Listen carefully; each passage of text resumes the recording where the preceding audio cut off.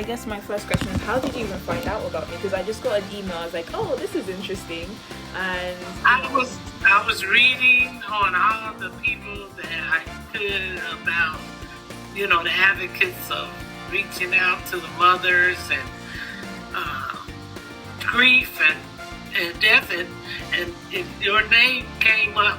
oh wow, And I was like, oh, I'm gonna have to reach out. I just started picking out certain ones, and I picked you. And I was like, maybe she could, help me or feel me on what I'm trying to speak. Yeah, no, that's something. I hope so, because that's not even my field of expertise at all. Really? Yeah. Really? So what I do, I'm a blogger, so I blog about different things relating to faith. Okay. Primarily like focusing on young adults, but also personal development, that kind of thing. But we talk about so many different topics, and I think this year we're trying to branch out to look beyond just young adults, right? So as I'm getting older as well, no longer in my young adult years, as they say, these, I think, what really even attracted me to your case and wanted to follow up with you was, realizing that there's a humanity in each and every one of us. And that's why I wanted to get a bit more idea of what it is you went through. Yeah, because I clicked on the link and I read through. I was like, oh wow, this is, and you hear stories about that so many different times. I'm based in Canada, but I live in the UK. Yeah, so I'm not actually in the US. But just hearing your story and seeing how you guys came together, I wanted to get a bit more information and see, even if I'm not the right person to do a review or anything like that, I can recommend you to someone or even just publicize it, because I think the more you get more people to know about the story, there's a better chance and a wider audience as well. So it depends on what your goal is at the end. If you think, okay, maybe this has been nice having a conversation, but it's not really what's going to help me, then that's fine. I don't mind connecting, and doing that. But if you think it would be helpful for you, then we can make a go of it. Yeah, that's fair. That's fair. Okay.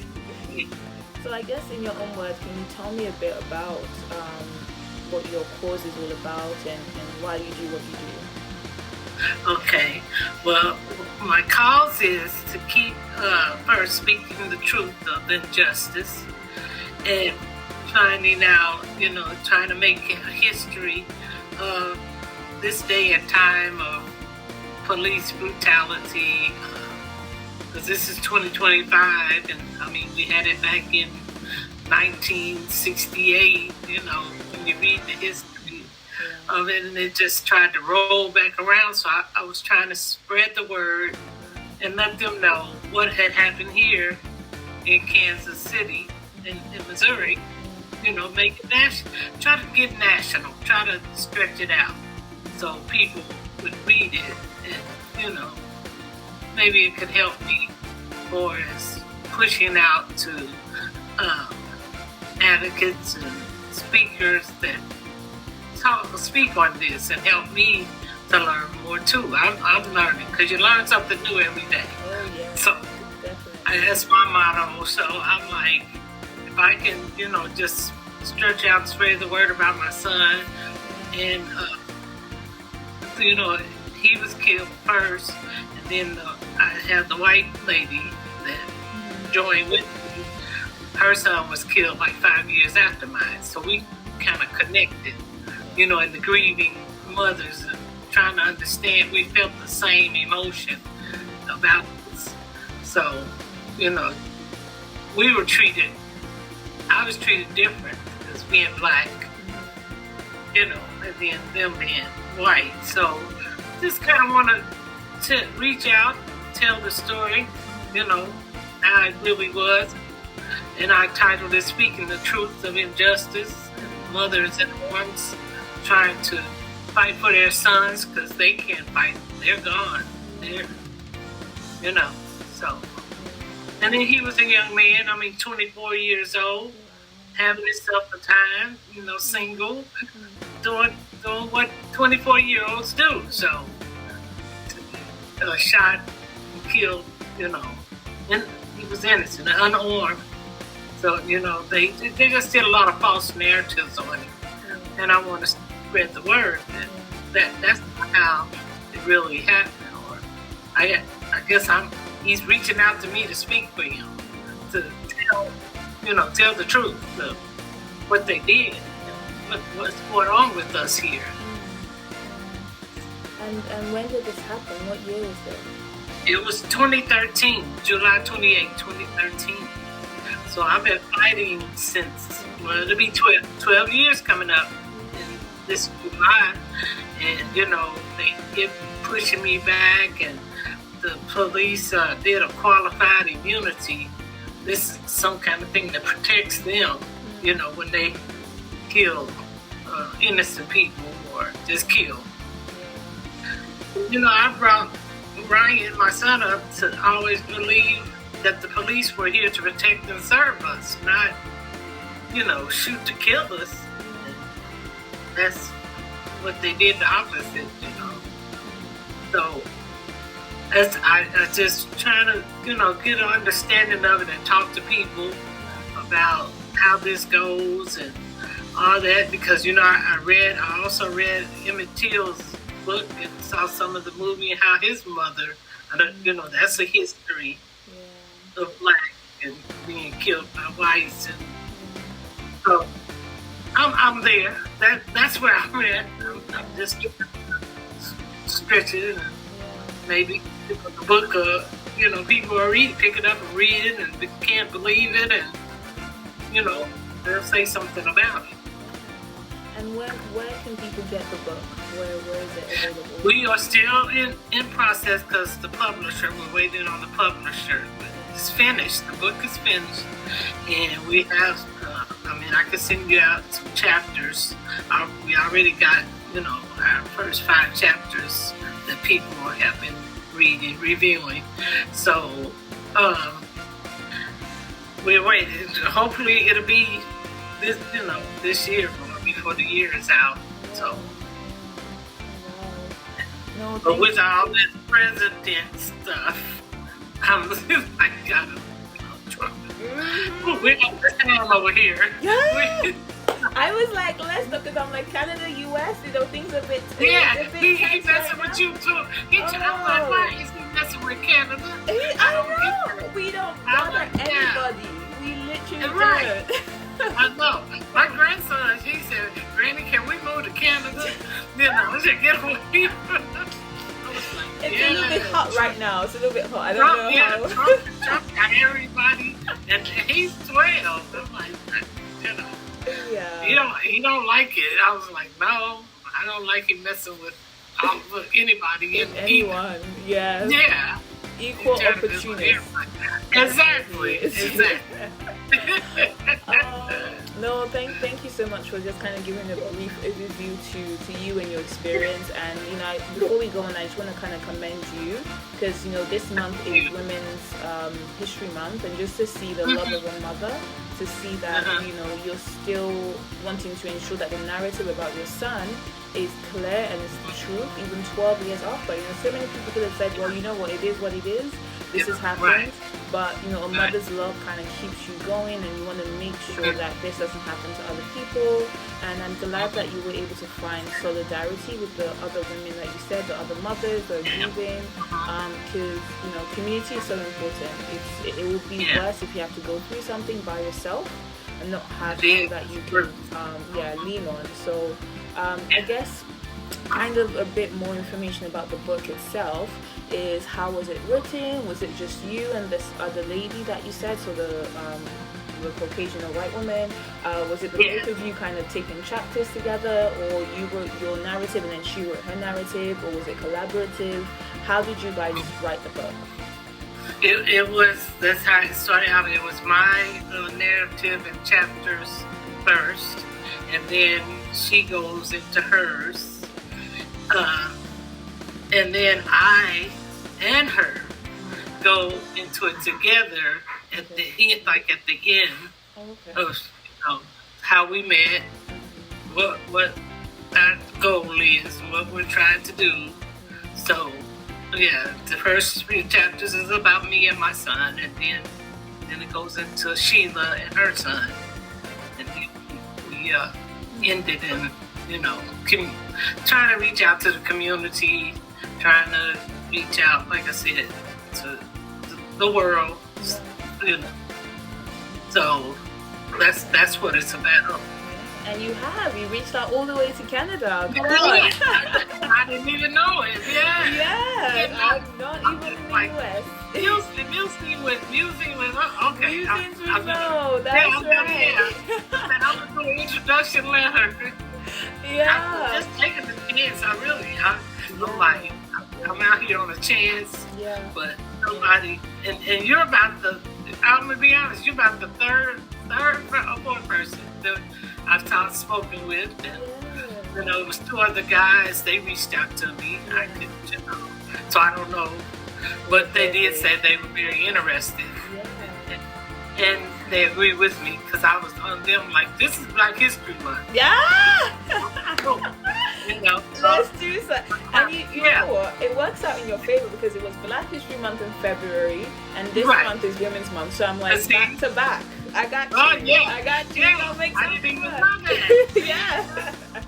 Yeah, tomorrow is International Women's Day, so happy International Women's Day. So my husband told me, he said, well, you just got to keep on, you just reach out, and this is how people work and do, because I, like you said, I was in a give up mode or a shock, you know, I had to come out of my shock. I was shocked, because he was my only son, he was my baby boy. I had two girls before him. So, you know, I was proud to have a boy because I was tired of combing hair. Yeah. I was tired of keep pretty, you know. So boy, you clean them up and dress them and, hey, let's go. Yes. Go. Exactly. You know, you got to put the barrettes and just dress, you know. And everybody laughs at me because I was like, oh, when that doctor told me I was having a boy, I was just like, oh. Happy. So, yeah, I'm done. I'm complete, man. Oh my gosh, yeah. I had a lot of fun with him. I put him in sports and all that, and he was a good, clean guy. I can say that. I was proud of what he was coming to be, and would have loved to see how he would have adventured on more in life. But that's it. I just got to reach out. I just got to, you know, when I came out of my shock and all this, and when I got the reports of the police trying to, you know, fabricate and false his name, I was like, that's not how that happened, you know. Yeah. And just in terms of, you know, for other women that might not necessarily, you know, might go through same grief of losing either a loved one, a child, you know, partner, or anything, and even those that grieve in different ways, right? So, you know, it's you're right about that. Grief, right? What kind of word of encouragement would you give, or what helped you? Because you said you had to get out of your shock. So what kind of helped you to, you know, to the point now that you're here advocating and you're reaching out and you're doing all this work? So what got you to this point, and what word of advice would you give somebody else that might be in your shoes? Yeah, I had a lot of silent days, you know, of thinking and grieving, and with the faith, I believe in God and higher power, so that helped me tremendously. And then I had good support from my family, because my family was there, because, like I said, he was the last boy to be born, so we were kind of clinging to him. He was our little head of the household, old man, you know. So, encouraging the other mothers, you know, you gotta, first, like I said, have the faith and believe that God's gonna be there with you and take you through this, because you can't do it alone. And you gotta speak out, talk to people, and try to relate to the mothers that feel what you feel, what you know. I think we can all help each other and let them express their emotions and feelings, because that's what I did to the white lady. She came in with it was seven of us black ladies here in Kansas, 7 mothers that were going through the same thing, because I asked, I wonder, could I meet the mothers that came out of my shock too? I asked the mothers, I was the one initiated to ask me, and then a lady from one of the other African groups helped me talk to them. And so when we got together, you know how this lady, we cried together, we laughed and talked about our sons. And, you know, some of them said they knew their son was bad, but, you know, that was still their son. And to hear me, you know, and then I've been in it the longest. I've been in it longer than these other ladies that are going through it now. So I said, I guess God has guided me and told me to speak out now. You've been quiet. You know, somebody's got to speak, and it's you. So you talk to them. Let them give their emotions of what they feel, you know. Like I told them, I said, you can release the anger, you know, but do it in the right way. Because we didn't protest, you know, the protests can get bad when you go out and protest about the killing and stuff. So we didn't cause a riot here or anything like White Brown riot in St. Louis. And then the George Floyd riot, you know. And then the other day I was hearing that Trump was talking about pardoning that officer. Now that was on national TV, that was seen, and they killed that man while we watched on TV. So how would you pardon that officer that did that? So you're trying to cause another, I feel that would be a mess. It's going to be a mess if that does happen. But I didn't, you know, I was angry, like I tell the others, yeah, I was hurt. And I know that, you know, and like I said, some of them, you know, they go into a total, you go into a total shock of depression, you know, grief, heavy, deep grieving. And then I can just, you know, reach out to them. I guess I'm the one. I don't know why I was even the chosen. I couldn't. Sometimes I'll be like, why am I thinking and writing? You know, like I did. But we all have a calling, I guess, after. So I'm like, I guess after Ryan got killed, it was my calling to say, especially when you know they're innocent and people are armed and all that, you know. And then, like I said, his spirit, I believe, comes across me. Like, Mom, I was just down there having myself some fun. I was just trying to enjoy myself. And, you know, they shot me in the back. Because they came and lied to me and told me that if they shot him, he had a gun and wouldn't put it down. So they had to shoot 5 times in the chest. When you know you go view the body, that's when we found out that they had lied. And I'm like, that's deep, you know. That's real deep to have to go through that. Like you said, any loved one you lose, you know, your mother, your father, but, you know, they die of old age or, you know, just something happened. But when it happens tragic, like it's a different line. That's a different, you know, nobody, you can't prepare yourself for that. So, but what they say in the spiritual Shirley Caesar song says, expect the unexpected. But it's hard, you know. You know? Well, that's what I told him. I would talk to him and tell him. So that's my first statement.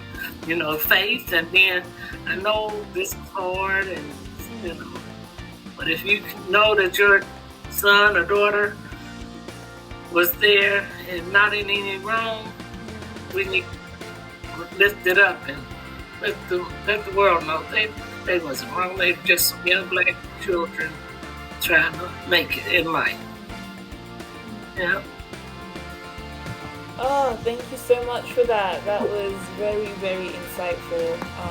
And you know what, I really appreciate the fact that you're very open with sharing the reality of, you know, what you went through. It's definitely not an easy thing at all, but I appreciate you sharing those words. And you know, the funny thing is, when you were speaking, I don't know why, I just wanted to ask you, have you considered reaching out to Tamron Hall?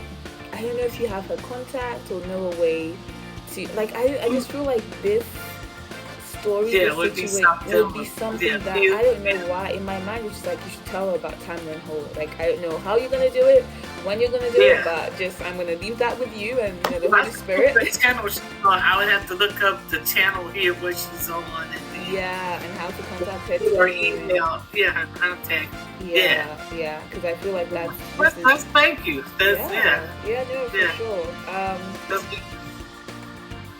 Like I said, when I saw your name, I was like, I'm gonna see. And I'm glad you did. So I don't know if the good Lord, my faith, bringing us together. I mean, you never know. You never know. The Lord works in mysterious ways, as they say. But what even I wanted to say was when you were speaking and you spoke about you like the chosen one. You don't know why it was you. You've been the longest in this program, and I realized that sometimes they say the Lord doesn't put more on us than we can take, but also the fact that He comforts us so that we're able to comfort others. And just hearing you speak, I can tell that you've been through it. You've been through I might not know the full extent of it, but in the words that you can bring and provide in just our little, how many minutes? 20 minutes of conversing. You're also doing that, and you're discipling to some extent and shepherding these other young women that are coming into the group, and they're having to deal with grief, and that in itself is purpose, right? So we have purpose birthed out of pain, right? Painful situations that we go through scenarios and you think, God, why me? Why did this have to happen? Why did you let this happen? But then it's like, why not you, in the sense that they say the eagle rises out of the phoenix or something like that. Like out of the ashes you rise, right? You think to yourself, if somebody else had gone through this, would they have survived the way Narene is doing it? Would they be able to do all these things, right? And it's unfortunate, it's painful, but at the same time, Lord, He works all things together for our good, right? There's nothing that's left out of the ordinary, right? So I just kind of want to encourage you and say thank you for reaching out. So I'm gonna review this. You. You're beautiful. I mean, seriously, that's just beautiful of you, and what you just said, it just hits all home, and it gives me a piece of somebody. This woman here, somebody wants to know, because that's what I'm scared of. I was nervous, like. I'm gonna try it, but I don't know. And keep trying. If any other person comes to my mind, I'm gonna reach out to you and send you. I'll try and do maybe research as well and get you the information. But I do think this is a wonderful cause. So if you want to, feel free to send me the chapters. I can review and give you guys a write up as you'd like. So what I'll probably do is look through this, do a quick recap of it, and then I'll maybe either send you a video link or a write-up, whichever one is more comfortable or conducive, and I'll get that to you. And then I guess just kind of lasting comments, where can people connect with you? So if someone wants to get more information about your story or maybe support you in any way, how can they connect with you? Well, the kids tell me social media is the key, the link. So, I have the Facebook and the X and LinkedIn. So, okay. Yeah. So I try to put those in. Okay. You can send me the link. I put it on here. Like I said, I'm a dinosaur to it, so I don't think I put it on you. On your. It's okay. We're gonna work with it.